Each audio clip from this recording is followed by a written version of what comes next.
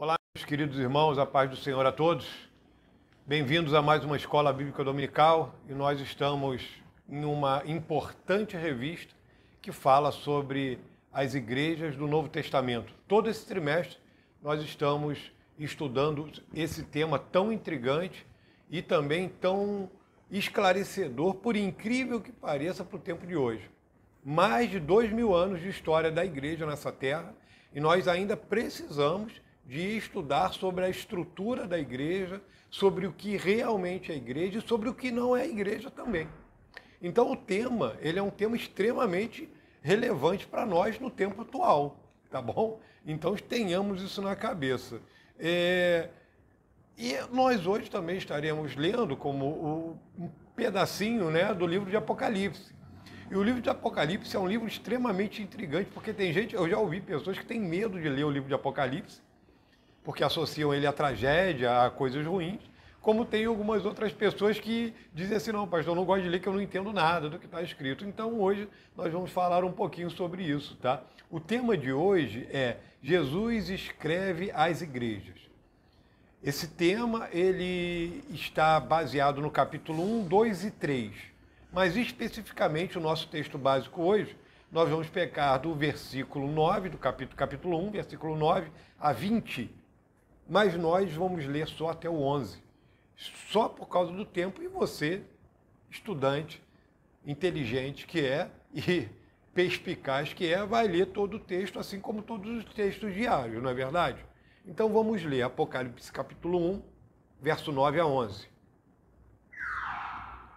Eu, João, que também sou o vosso irmão e companheiro na aflição, e no reino, e na paciência de Jesus Cristo, estava na ilha chamada Patmos, por causa da palavra de Deus e pelo testemunho de Jesus. E fui arrebatado em espírito no dia do Senhor, e ouvi de trás de mim uma grande voz como de trombeta que dizia: o que vês, escreve-o num livro e envia-o às 7 igrejas que estão na Ásia, a Éfeso e a Esmirna e a Pérgamo e a Tiatira e a Sardes e a Filadélfia e a Laodiceia. Somente até aí. Já dá para nós uma introdução. Depois disso vem uma descrição linda, né, sobre Jesus falando, porque João vira para ver quem falava com ele, e ali nós vamos ver Jesus exaltado, Jesus exaltado por Deus, né, com todo o seu poder ali, demonstrando isso a João. Que interessante isso, né? Que tanto andou com Jesus durante pelo menos 3 anos e meio, andando lado a lado com Jesus ali durante o seu ministério terreno. Agora ele tem essa visão de Jesus glorificado. Que coisa mais bonita sobre isso, né? Então, Jesus escreve às igrejas algumas coisas que nós precisamos esclarecer aqui antes de prosseguirmos. Primeiro, essa região da ilha de Patmos, ela fica no mar Egeu, que é um braço, por assim dizer, do mar Mediterrâneo, o mar maior, né? O grande mar, como nós lemos às vezes citado assim dessa forma. Então ali fica no mar Egeu. A ilha de Patmos, ela também está relativamente próxima a essa região da Ásia Menor, em especial na parte oeste, que é justamente onde ficavam essas 7 igrejas para as quais João escreve, tá? E é interessante nós percebermos que toda aquela região era uma região muito rica.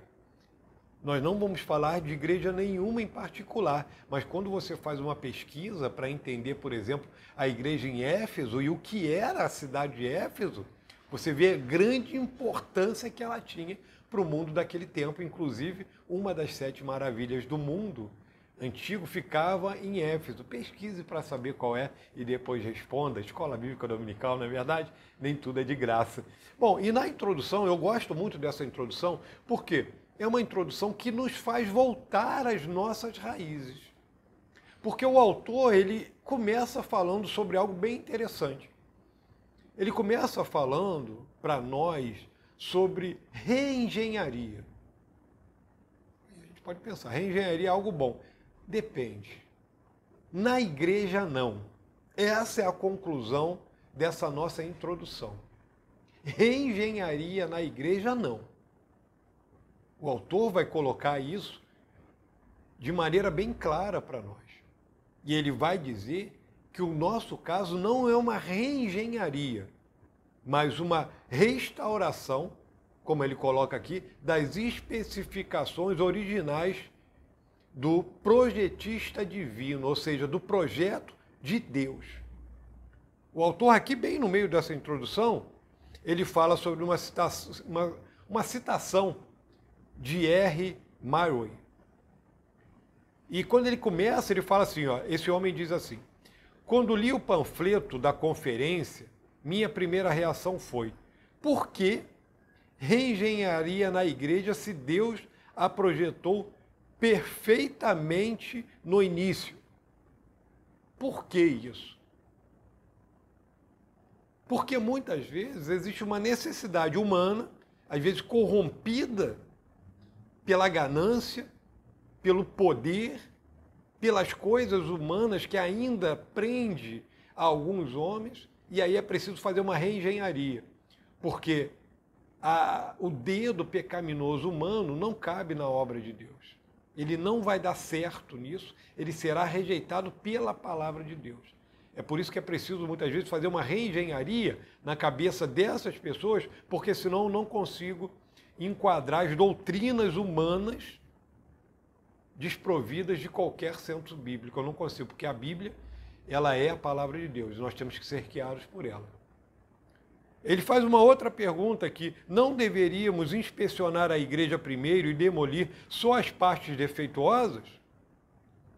E aí sim, né, como ele coloca aqui, construir de acordo com o plano divino? É uma boa pergunta. Medite sobre o seguinte: se na sua casa, lá no seu banheiro, você tivesse um problema na pia do banheiro, você quebraria e destruiria toda a tua casa e faria uma reengenharia na sua casa? Eu digo com toda certeza não. Você trocaria o gabinete, a pia do banheiro, a tubulação do banheiro, você faria uma reforma na pia do seu banheiro, no máximo no seu banheiro, mas não na casa inteira. É isso que ele está querendo dizer. Existem alguns lugares que realmente precisam de reforma, mas você não pode reformar tudo. E essa reforma, como o autor vai fechar de maneira brilhante, ela não é uma reengenharia, ela é uma restauração. Ele diz assim: o alvo de qualquer mudança deve ser um retorno da igreja, atenção, às raízes bíblicas, para que ela reconquiste a glória antiga. Ou seja, a igreja não precisa de uma reengenharia. Ou seja, eu não posso tirar a Bíblia e colocar filosofias humanas. Eu não posso tirar a Bíblia e colocar estratégias de administração financeira. Eu não posso tirar a Bíblia e colocar matérias psicológicas, questões especificamente voltadas tão somente para o bem-estar humano. Não, eu tenho que colocar novamente a Bíblia como centro, Cristo como alvo principal, pregação do Evangelho de Cristo como prioridade. E assim nós vamos voltar a coisas básicas. O autor, ele faz nessa introdução para mim um resumo muito hábil do que ele quer dizer nessa lição de hoje. Essa introdução poderia ser o fechamento ou a conclusão da lição. Ele segue nessa lição e o primeiro tópico vai falar sobre Jesus, o remetente. É ele que é o remetente da carta. Faz uma descrição desse texto que nós não lemos, de Apocalipse capítulo 1, 9 a 20. A partir do 11, ali você vê essa descrição de Jesus, ele glorificado, né? Que coisa maravilhosa. E João vê tudo isso, isso tudo tem um significado. E o que fica para nós de muito importante nesse primeiro tópico aqui é que Jesus, ele se importa com a igreja. Vejam só, o seu servo João, que tinha já passado por tentativas onde o Império Romano tentou matá-lo, inclusive no óleo fervente, agora exilado na ilha de Patmos, no dia do Senhor, ou seja, no domingo, ele é arrebatado e ele houve uma ordem, escreve as igrejas da Ásia e dá o nome de cada uma dessas igrejas. Existiam muitas outras igrejas, algumas outras igrejas ali também, mas essas 7 ele escreve de maneira especial. O número 7, ele tem uma conotação, principalmente no livro de Apocalipse, de totalidade. É o número da perfeição também, mas em alguns sentidos, aqui no livro de Apocalipse, é o número da totalidade, é o total, é o todo. Então, nós podemos concluir que essas 7 cartas a essas 7 igrejas da Ásia Menor, elas são cartas para nós também. Porque como fala para nós, como fala para cada igreja no tempo de hoje essas cartas. Quem é que não se enquadra dentro de uma delas? Digo mais, Jesus é o remetente, porque essas cartas, elas são de conteúdo preciosíssimo para a igreja do tempo atual. Nós poderíamos ter uma aula, cada aula, uma aula por igreja. Cada carta dessa, cada conteúdo desse, falaria profundamente a nós em uma lição de escola bíblica dominical. Por quê? Porque foi Jesus que mandou escrever. É Ele que é o remetente, é Ele que envia, porque Ele se importa. Existe algo maravilhoso nesse primeiro tópico também, que vai falar aqui sobre Jesus no meio da igreja, né? Ele se movimentando no meio dos 7 candeeiros, né? 7 candeeiros de ouro, são as 7 igrejas. É lindo porque é interpretativo. Ele diz, João descreve isso, mas isso é revelado para ele o que são os candeeiros. E Jesus está ali no meio desses candeeiros se movimentando. Quer dizer que Jesus, ele se move no meio da igreja. Ele age, ele não está parado, como muitas pessoas acham isso. Seguindo, logo depois do destinatário, né, do remetente, nós vamos para os destinatários. Vamos ler um pouquinho aqui o que o autor colocou para nós? Vamos lá.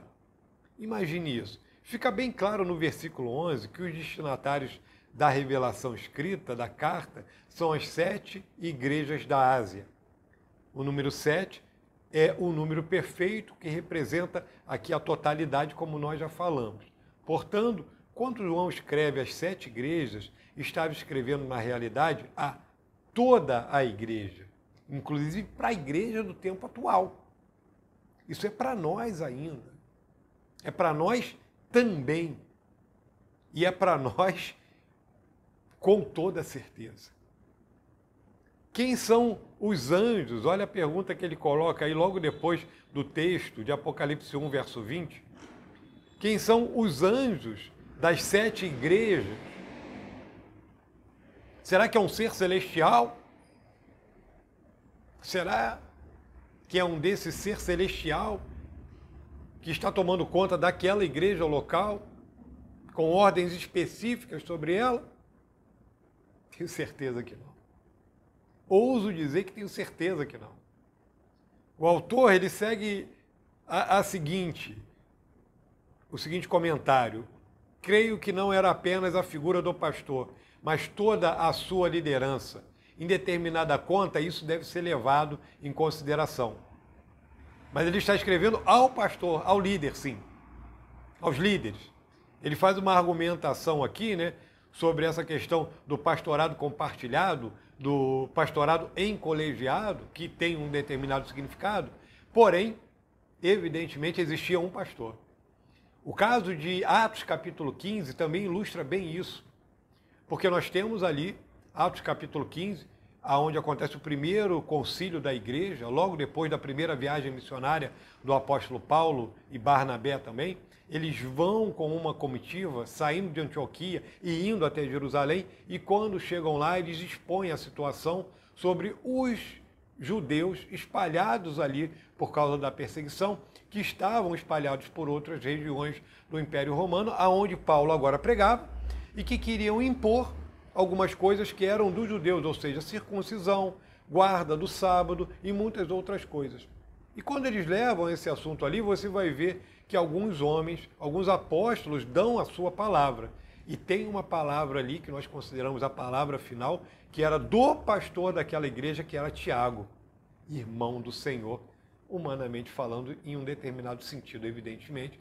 Eu não vou me gastar aqui explicando esses detalhes, você compreende isso, se não compreende, pergunte que eu explico depois, tá? Mas então nós vemos que tinha sim um líder, um pastor que era realmente responsável. Isso é algo, irmãos, extremamente saudável. É saudável. Nessa quinta-feira passada, nós estudamos na nossa igreja Atos capítulo 6. Quinta-feira, culto de doutrina, estudo da palavra. E ali nós trouxemos alguma coisa falando sobre o ministério diaconal. E como que aquilo é importante para demonstrar que ali eles estão seguindo aquilo que Paulo muito depois escreveu para a igreja em Coríntios, no capítulo 12, falando que a igreja é o corpo, é como um corpo, fazendo uma analogia, que é uma unidade na sua diversidade. Se na unidade ela é uma só, na sua diversidade ela tem uma utilização pelo Espírito Santo em cada lugar onde o próprio Deus a colocou. Que lindo isso, não é verdade? Então, seguindo aqui nesse comentário, os destinatários são essas 7 igrejas, mas nós podemos dizer que isso também serve para nós, tá? E é realmente algo maravilhoso. Finalizando aqui, né, aqui logo depois desse comentário, ele diz o seguinte: no contexto da igreja primitiva, não existia como hoje a figura de um único pastor para cada igreja, mas o pastorado era colegiado, ou seja, um conselho de presbítero. Mas, como eu disse, existiam sim pastores que eram líderes, sim, e ali já se desenhava esse modelo onde existe um pastor que é o pastor principal, apesar de ter outras pessoas também que tinham isso, tá? Então nós vemos isso com muita fartura, sim, na palavra de Deus também. Líderes que realmente pastoreavam e que tinham liderança e, principalmente, que se gastavam e tinham responsabilidade em pastorear pessoalmente o povo de Deus, evidentemente devidamente auxiliado, como também acontece no tempo de hoje, tá? Seguindo aqui a nossa lição, e aí nós temos uma surpresa, não é verdade? Se você e eu olharmos bem, nós temos aqui o tópico 3, que é o conteúdo das cartas. É um gráfico, e aquela pessoa que estuda sem ter a revista, agora vai sentir um pouco de falta de ter essa revista, mas eu vou tentar explicar um pouco melhor isso. Nesse gráfico nós temos o seguinte: vejamos de forma esquemática o conteúdo das 7 cartas. O que o autor está fazendo aqui conosco, como eu disse, ele não vai fazer uma análise lenta e pormenorizada de cada conteúdo dessas 7 cartas e do que foi escrito a cada uma delas. Mas ele também, de um outro lado, não poderia deixar de pelo menos rabiscar para nós em leves linhas sobre o conteúdo dessas cartas, porque o conteúdo é importante. Nós vimos aqui uma introdução, nós falamos sobre o remetente e sobre os destinatários. O remetente é Cristo Jesus. Os destinatários são as 7 igrejas da Ásia e chegamos à conclusão de que, na verdade, é para toda igreja ainda no tempo moderno. Agora, observem só, ele não poderia deixar de falar do conteúdo, como eu disse, ainda que seja de maneira bem leve. E aqui nós temos as 7 igrejas: Éfeso, Esmirna, Pérgamo, Tiatira, Sardes, Filadélfia e Laodiceia. Vamos lá, primeira coluna, elogio. Em cada igreja dessa teve elogios, menos a igreja em Laodiceia. Não existe elogio tecido por Cristo a essa igreja. Vamos entender isso. A outra coluna, ela vai falar sobre crítica. Então, se eu tenho uma coluna com elogios às igrejas, eu tenho uma outra com críticas. 2 igrejas não ouviram nenhuma crítica: Esmirna e também a igreja em Filadélfia. E é interessante, se você olhar nessa questão das críticas, a crítica feita por Jesus a essas igrejas, eu vou ler cada uma delas. Está assim: Éfeso abandonou o primeiro amor. Esmirna, nenhuma. Pérgamo tolera a imoralidade e a heresia. Tiatira tolera a imoralidade e a idolatria. Sardes, uma igreja morta. Filadélfia, nenhuma crítica. E a igreja em Laodiceia, que não teve nenhum elogio, ela era uma igreja indiferente. Essa última igreja, a igreja de Laodiceia, é para nós pensarmos. Porque existem alguns estudos aí você tem uma série de divisões, principalmente sobre visões teológicas, tá? De estudo, colégios, escolas, tá? Sobre o conteúdo de Apocalipse. E tem uma escola de Apocalipse, tem um conteúdo que ele é preterista, ou seja, ele aponta muito para que isso tudo que está escrito é passado. Uma outra que é futurista, que diz que tudo que está escrito no livro de Apocalipse é para o futuro. E um outro, que é o que nós nos adequamos melhor, que é o histórico. É uma visão histórica, uma escola histórica, né? Que diz que isso é a história da igreja, né? Até a volta de Jesus, até a volta de Cristo. O livro de Apocalipse, em várias faces, ele é a história da igreja até a volta de Cristo, quando ele busca realmente a sua igreja. E é nessa visão histórica que nós estamos mais enquadrados como pensadores teológicos também. Tá? Seguindo aqui ainda mais um pouco para frente, nós vemos alguns avisos. Em Éfeso, arrependimento. Esmirna, ser fiel até a morte. Em Pérgamo, arrependimento. Tiatira, ser fiel. Em Sardes, arrependimento e fortalecimento dos fiéis. Em Filadélfia, ser fiel. E em Laodiceia, que não teve nenhum elogio e a crítica era indiferente, né? Vocês são muito indiferentes, zelo e arrependimento. Percebe uma coisa? Nós paramos para perceber que essas igrejas, e aqui voltando ao tópico anterior, que fala da totalidade das igrejas, existe sempre alguma coisa sobre os avisos. Arrepende-te. Se arrepende e volta. Se arrepende, retoma. Se arrepende e anda de novo. Olha, meus queridos, isso fala para nós, igreja em Correios. Isso fala para mim em particular, fala para você e fala para toda a igreja. Porque se nós olharmos de maneira minimamente crítica, humanamente falando, nós já veremos que as igrejas, cada igreja local, ela tem do que se arrepender e ela tem realmente que se voltar para a palavra em algumas situações. Porque, por melhor que ela seja, existem coisas onde ela tem que se arrepender realmente e voltar. Então, arrependimento é algo corrente aqui nessa questão dos avisos. Porque é preciso se arrepender diariamente, é preciso retornar. Mais uma vez nós vamos falar disso. A palavra de Deus. A última coluna desse gráfico que é feito aqui vai falar sobre recompensas. Que maravilha! Tem igreja aqui que tinha o nome de morto, mas estava nome de vivo, mas estava morta. Tinha outras que abandonaram o primeiro. Vai assim. O conteúdo é maravilhoso. E é duro também de um outro lado. Mas em todas elas tem uma recompensa. Olha aí a recompensa, né? E é interessante, né? Porque essa igreja aqui era uma igreja perseguida, como nós falamos aqui, pelo imperador Domiciano, ano 81 até 66, né? E é bem interessante a gente parar para pensar sobre isso, né? Ano 81 até 96, depois de Cristo, tá? Era uma igreja perseguida, já é uma segunda. A primeira perseguição no ano 64, que culmina no ano 70, com a destruição de Jerusalém, e assim vai até o terceiro século, com grandes perseguições à igreja, tá?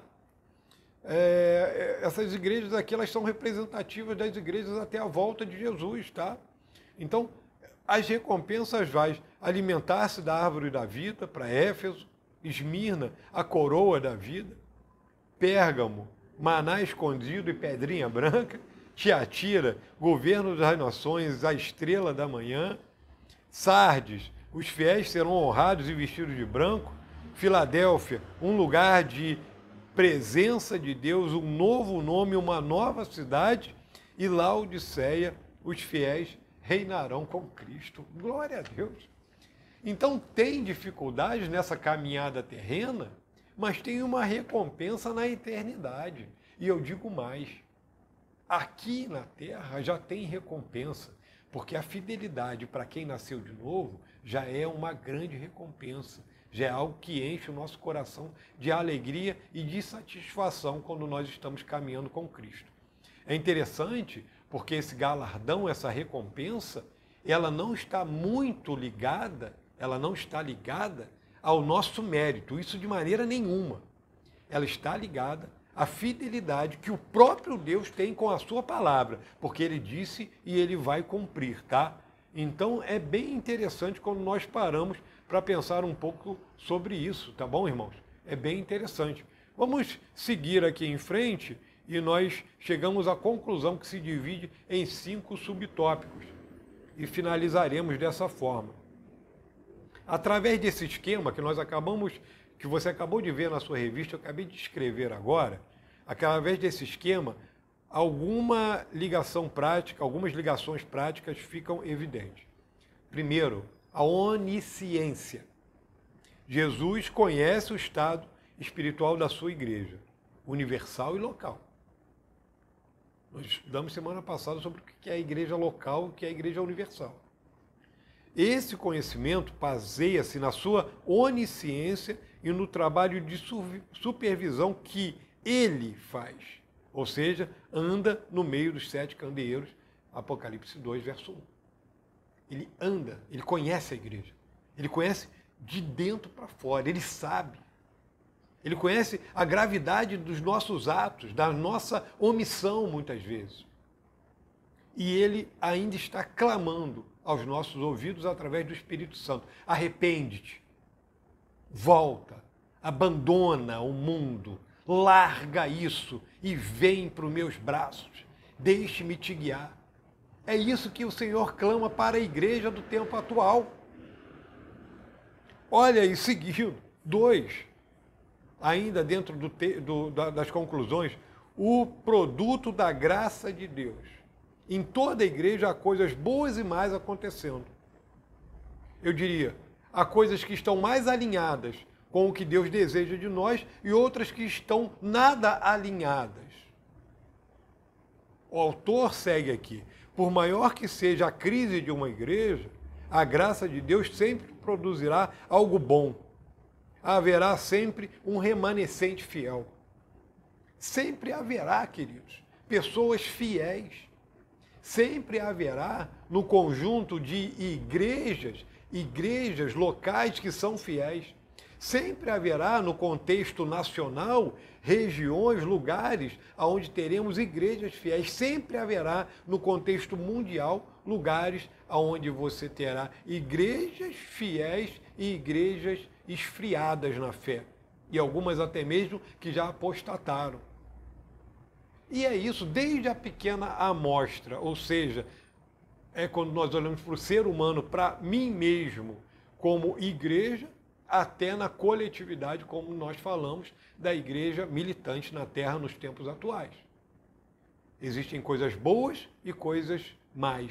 Existem coisas que estão alinhadas com o que Deus projetou para nós e coisas que precisam de uma reforma total, de uma transformação, de uma substituição, e eu digo aqui, de uma volta para as Escrituras Sagradas. Seguindo, a atitude de Cristo. Jesus Cristo motiva as coisas boas e reprova as coisas más. Ele corrige ao filho que ama, ele corrige a igreja que ele salvou. Entretanto, ele dá um prazo para que a igreja se conserte aquilo e para que ela conserte aquilo que há de negativo, para que ela tire, para que ela abandone, para que ela deixe. Existe um prazo para isso. Eu me lembro aqui que há pouco tempo atrás falei sobre o povo de Deus à frente da terra de Canaã, logo depois que os espias voltam, depois de 40 dias de peregrinação pela terra de Canaã. E aí, depois da reprovação feita por Deus a eles e da condenação que eles peregrinariam durante 40 anos, alguns teimosos querem voltar e querem tomar a terra por força. E Moisés avisa, não vão porque o Senhor não está nesse negócio. Eles acharam que simplesmente porque estavam falando que estavam arrependidos, Deus iria com eles, e não foi. E alguns morreram, os outros tiveram que voltar envergonhados e humilhados. E só depois de 40 anos, ou seja, depois que se cumpriu a palavra de Deus, que realmente eles tiveram isso. A palavra de Deus se cumpriu, mas não foi naquele tempo que eles esperavam, porque eles pecaram. Não porque o plano de Deus era para depois de 40 anos, mas porque eles pecaram. E o plano de Deus se cumpriu. O plano de Deus ele é atemporal. Mas você e eu podemos fazer com que o tempo atual seja mais produtivo. Pense nisso. Promessa de recompensa, como eu disse, existe uma motivação que é essa recompensa, né? Não por mérito humano, mas por consciência de fazer o que o Senhor mandou, tá? É interessante isso, porque existe um livro de Martim Lutero chamado Nascido Escravo, que ele fala muito da ausência do mérito, porém fala da fidelidade da palavra de Deus. Então, essa recompensa, esse galardão, ele não é por mérito, ele é por causa do cumprimento da palavra de Deus, porque simplesmente, meus queridos e amados irmãos, estudantes da palavra de Deus, Deus quis assim. Deus quer e quis nos premiar. E, por último, o último subtópico fala sobre a responsabilidade da liderança, que fecha bem esse tema.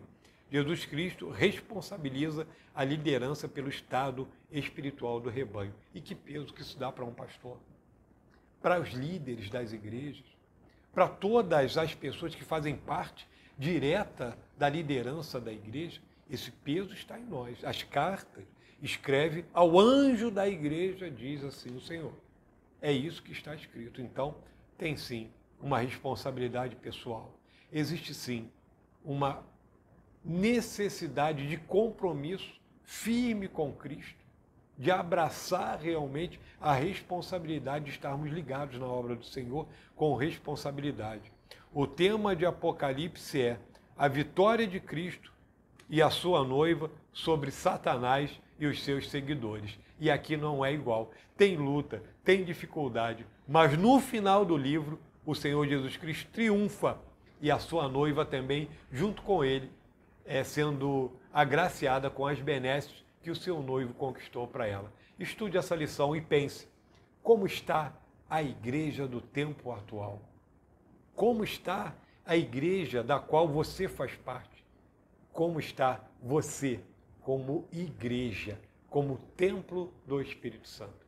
Que o Senhor nos abençoe, fique com Deus, com a presença do Senhor Jesus Cristo em sua vida e que o Senhor te abençoe, em nome de Jesus.